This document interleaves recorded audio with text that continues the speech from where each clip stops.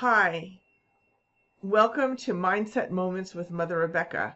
Today we're talking about the wisdom of ice cream, sweetness for hard times, based on true events that took place inside my own mind. The other day I was thinking about family dinner. Are we having family dinner? And most importantly, will there be ice cream? And then I started talking to myself, how we do, and kind of beating myself up because I was focused on something. I was so small. I was like, this is what I'm thinking about. Is there going to be ice cream at family dinner? Because the world is falling apart around us. And I thought, there's hurricanes, tornadoes, apocalypse, war, truly terrible things going on. And why am I thinking about ice cream? But then I started thinking back to my son's first taste of ice cream when he was 1. This is a stock photo, not my actual son, but let me paint a picture verbally for you. So he was 1, and we took him to one of those 29 flavors places that they used to have back in the day. And he had his first taste of vanilla ice cream. And he gave us this almost accusatory look like, I've been on this planet for a whole year, and this is the first I'm hearing about this. It was just so astonishingly delicious and a whole different level of experience.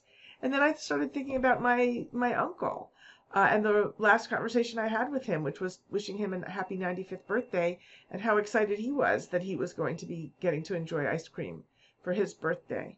And so I said, now I'm in between those two stages. I'm not 1, I'm not 95, but that's a moment of sweetness that I look forward to enjoying, as a special occasion. And I realized that any time is the right time to experience sweetness and joy and just a moment of delight in our lives, even with all the, things that are going on, which are certainly, very difficult to deal with. So, when events become overwhelming, we realize how little control we truly have. We work hard to try and make a difference, and we certainly should. But the difference we make can get washed away by the tides of history, which rise and fall. I'll put a link to a wonderful book by Dalio about, sort of the large sweep of civilizations and, the periods of expansion like have been going on here in America since World War II, since the end of World War II. But now we're in a period of contraction and chaos and things falling apart that's impacting us locally and globally in many ways. I myself, I've worked hard for 50 years, which I know is hard to believe because I'm only 29, right? To make a difference on issues like women's rights, environmental protection, peace in the Middle East, and of course, education. But, even when progress has been made in those areas, when there has been progress, sometimes it all gets wiped away in what feels like an instant. And we've seen a lot of that lately. So what can we do? I started thinking about quantum physics.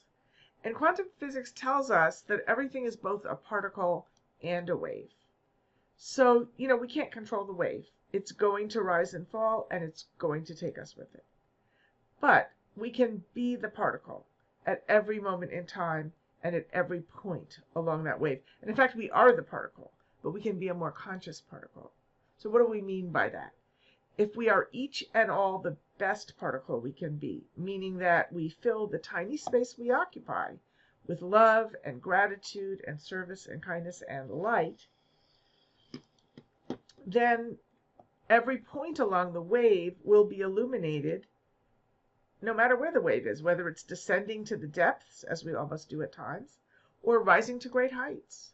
So, be the best particle you can be. Be here now, no matter where here is, no matter what is going on. How do you do that? Stand receptive to that higher power that creates a sweetness that astonishes us with its beauty. For my students, I talk about the hourglass that represents your teaching alignment. And up here, up at the top, is your receptivity to that higher wisdom, that inspiration, that guidance that you want to share as a teacher. Then you, the teacher, are the neck of the hourglass, sort of curating the flow of what's reaching your students down here. So stand receptive to that higher wisdom that inspires you. Whether we're very young, whether we're very old, every moment in between, make it a moment of celebration because you're here, because there's a purpose for you, because there's something important that you have to convey, to teach to others, to share, to inspire. Remember to be grateful, to be thankful, no matter what's going on. To practice gratitude as a practice, as a discipline. And I know it can be hard to do sometimes, but to be receptive to what comes to us from a power greater than our own. When the wave descends into darkness, let it carry you along, because you have no other choice. It's going to carry us along. And let the you that it carries be a particle of light, shining into that darkness, filled with gratitude and radiating love.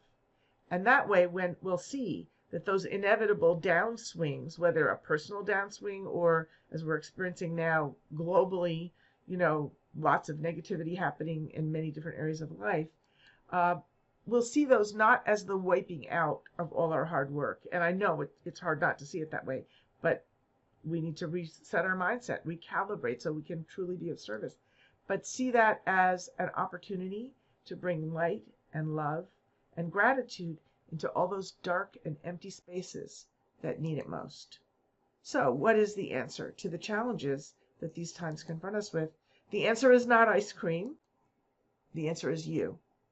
You and me and every one of us. We are the answer. We can be the sweetness that the world is longing for. So go out there and be fabulous. Be a point of light. Make the world a better place. Remember that mindset focus of thankfulness and gratitude and groundedness in your purpose and your mission and your vision for what you're here to do. Go out there and be fabulous, and I'll see you soon online.